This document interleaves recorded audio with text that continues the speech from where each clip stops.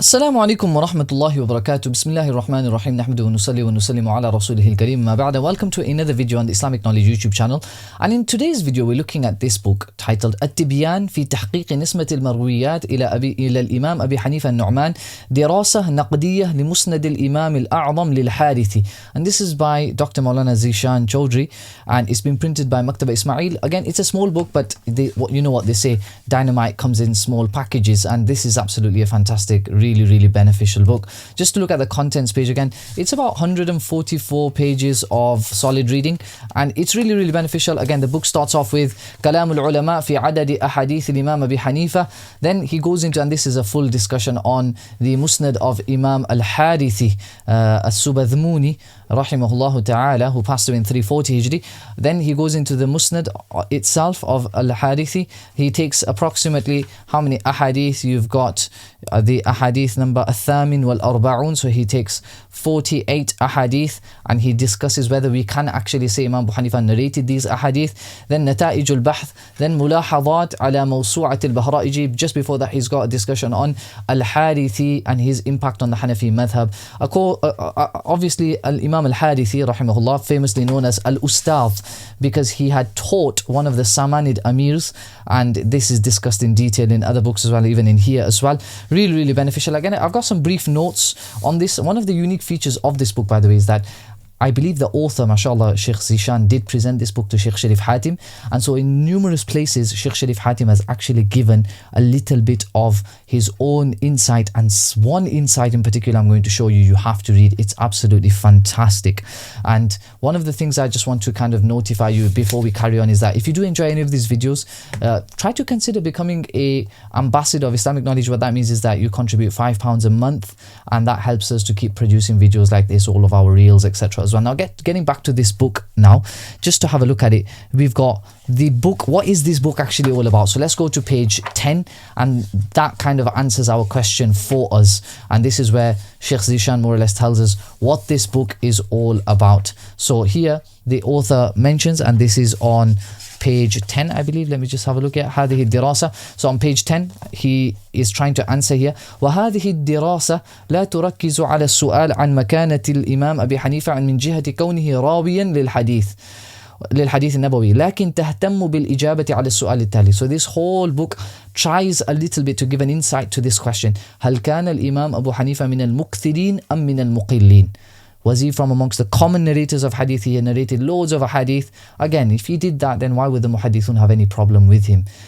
Or was he from amongst those who did not narrate as many hadith? Then on page 13, mashallah, Shaykh Zeeshan does go to lengths to present all of the opinions, or a summary of some of the key opinions against Imam Abu Hanifa rahimahullah, even from notable muhaddithun such as Imam al-Bukhari and Imam Muslim as well. Everything is referenced, mashallah, really well. Then one of the real interesting fawaid I found in this book, I really enjoyed it, I've added it to my Hanafi book with reference to Shaykh Zeeshan as well, is that this condition of Imam Abu Hanifa rahimahullah, that a narrator must remember the narration from the moment he heard it up until the moment he narrates it. Now, we know Shaykh Awama famously wrote this in his Athar al-Hadith al-Sharif, and then there was a refutation written on Shaykh Awama's Athar al-Hadith al-Sharif called Al-Insaf fi Bayani Asbab al-Ikhtilaf by Irshad al-Haq al-Athari. In there, this author Irshad al-Haq al-Athari made the claim that this condition is not found at all, whereas it's clearly there. I mean, Ibn Ma'in mentions it, it's there in Al-Kifaya fi Ilm al-Riwaya, it's there Khatib in Ibn Abi al-Awam's Fada'il Abi Hanifa, it's there. But really, one thing is to say, is the condition established from Imam Abu Hanifa? Another thing to say, can you really say this condition Imam Abu Hanifa actually had this? And this is one of the conditions that's given as a reason as to why Imam Abu Hanifa does not narrate as many ahadith, because his condition on this was so strict. You must remember the narration from the moment you heard it until the moment you narrate it. Is this really a good enough answer? And I feel like here, this answer, I actually feel like this is the correct answer. Allah knows best. Again, he says, للجواب عن هذه الأسئلة نرجع إلى كتب الإمام محمد وكتب الحنفية الأصلية فلا نجد أي إشارة إلى تطبيق هذا الرأي في أي مسألة من المسائل. فهذا الإمام الطحاوي أحد رواة هذا الرأي من الإمام أبي حنيفة لا يعمل به، بل لا يذكره عند تعامله بالحجج الشرعية. إذا يتضح أن هذا الشرط لا علاقة به بقبول ورد الحديث، بل غرضه هو الحث على الرواية بالضبط والإتقان. Right? So it's more or less like when the muhaddithun or when the fuqaha say إذا صح الحديث فهو مذهبي. Do you understand? They don't mean that like in the sense, sometimes they mean it more in terms of adaban, that I don't want to contradict the hadith at all.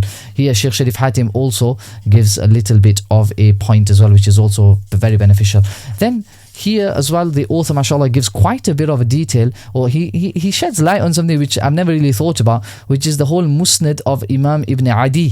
Musnadun lahu jama'ahu al-Imam al-Hafiz sahib al-Jarh wa al-Ta'dil Abu Ahmad Abdullah ibn Adi al-Jurjani. Do you understand? Like this was an author who really spoke quite negatively about Imam Abu Hanifa. So here there's quite a nice footnote here. هذا المسند لا يوجد اليوم ولا روى عنه الخوارزمي. He then says ومن المعلوم أن ابن عدي ممن رد وضعف الإمام أبا حنيفة، واستدل محمد الزاهد الكوثري بهذا المسند أن ابن عدي رجع عن رأيه، لكن لا دليل عليه سوى ذكر هذا المسند. ويمكن بل أرجح هذا أن ابن عدي جمع أحاديث الإمام أبي حنيفة ليظهر ضعفه عنده. Right? Rather, he wrote this book more to show the weakness of Imam Abu Hanifa and how he makes loads of mistakes supposedly when he narrates. This is why Ibn Adi wrote his Musnad. And interestingly, another author who fully agrees with Shaykh Zeeshan, it seems, at least on this issue, seems to be Ahmad Khan in his book The Formation of Sunni Orthodoxy, or Heresy and the Formation of Sunni Orthodoxy, that book that I've also made another YouTube video on as well. On page 11, the actual dhabt of Al-Harithi, is it Al-Harithi As-Sabadhmuni, as people sometimes call him, or As-Subadhmuni? And nice, mashallah, footnote here as well. He says Subadhmuni, and then footnote هكذا ضبطه الخيضري في الاكتساء في معرفة الأنساب قد نبهني الشيخ حاتم العوني على هذا الضبط. That's kind of amana there, mashallah, as well, that he's letting you know that it wasn't, I never found this myself, but Shaykh Sharif Hatim informed me, and to be honest with you, I would never have come across that book. That's the first time I've actually come across it as well. It just shows, mashallah, the knowledge of some of the scholars of our times. And then on page 45, there's an absolute, this is the golden coin. This is the golden comment that I wanted to draw your attention to with regards to Shaykh Sharif Hatim. He says that this is all about lost asanid. Can you lose asanid? Do we have asanid that have been totally lost, and therefore now we can now say that because we've not found those asanid, we cannot make a ruling on a certain narrator? Or for example, if a muhaddith labels a certain narrator as da'if because they've come across his narrations and they've found that he makes loads of mistakes, and we can't find any of those mistakes, can we now say, no, I think the muhaddith won't have made a mistake? This now connects, and I've actually mentioned this comment here in my discussion on the ahadith of al-hidayah, and I've linked it to that because it does connect to it if you think about it carefully. Shaykh Sharif Hatim says إذا كنا لن نقبل كلام المحدثين إلا إذا وقفنا نحن على الأحاديث الدالة على الضعف أو على الكذب فقد أسقطنا عامة الجرح والتعديل، كما أن هذا اتهام مبطن لأئمة الحديث ولعلماء الجرح والتعديل، لأننا رددنا حكمهم بعدم علمنا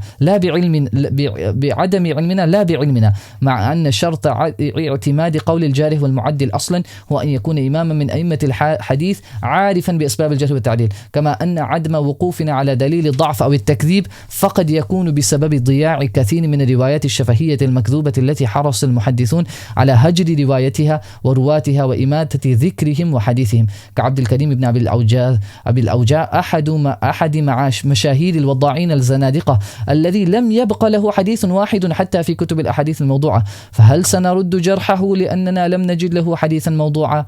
That doesn't make any sense. How can you say this individual is no longer kadhab because we can't find any of his fabricated ahadith? No, we can't find them because the muhaddithun have got rid of them. This does connect well, by the way, when people say the ahadith there are certain ahadith and asanid that have been lost, and if they've been lost, there's more chance of them being inauthentic than being authentic, to be honest with you. So on page 54, there's a really interesting discussion on Ibn Uqdah. I really enjoyed this discussion. He kind of goes into detail in regards to Ibn Uqdah on page 54, if I'm not mistaken. I've put it as Ibn Uqdah, وَأَمَّا أَبُوهُ عُقْدَةَ فَقَالَ ذَهَبِ. So he goes into Ibn Uqdah a little bit here. Really, really nice and quite beneficial as well. And then finally, the book ends with Mulahadat of Shaykh Zeeshan upon the Al-Mawsu'a of Al-Bahraiji, Mawsu'at al-Marwiyyat, Al-Mawsu'a al-Marwiyya li Ahadith Abi Hanifa. Again, there's so many mulahadat that could be made beyond what even Shaykh Zeeshan's mentioned, but he's, I think, covered most of the important ones, and I think it's really important someone does highlight some of the problems with this Al-Mawsu'a. It's a good attempt, and I think he does praise the Mawsu'a as well. At the start, he thanks him as well. He says that, it's out of insaf, we do need to say it's a good book, it's a good juhdun mashkur, but the end result of what it tries to create, the impression, and the way he does takhrij, especially in the actual mawsu'ah, and the way he numbers the ahadith as well, highly problematic if you think about it as well. In any case, his conclusion on the Musnad of Al-Harithi is not very positive. In his English journal, which this book is kind of derived from, that he does say that the best source for the ahadith of Abu Hanifa remains the Al-Athar books of Abu Yusuf and Imam Muhammad. Al-Musnad Al-Harithi, in fact, he even says in the Nata'ij al-Bahth that we shouldn't even rely upon his Kashf al-Athar, which I'll make a separate video on that book as well. Again, in my Hanafi book, I've tried as much as possible not to rely too much on Kashf al-Athar as well. I only recently read it anyway, so it was kind of compiled before my having read the Kashf al-Athar. But there's a few stuff I found in there which were interesting. He says here somewhere about Kashf al-Athar, I can't find it exactly, but he does quite clearly say that even his Kashf al-Athar, you shouldn't really rely upon it too much as well. In any case, this is a fantastic book, really beneficial and really worth a read. I think you'll enjoy it. Do give it a purchase, inshallah ta'ala. Have a read of this book. Some of the, like I said, footnotes by Shaykh Sharif Hatim also add a lot of value to this book. I hope you enjoyed this video. Do go and purchase this book, and I hope to see you on the next video. Jazakumullah khair wa ahsan jaza. Wassalamu alaikum wa rahmatullahi wa barakatuh.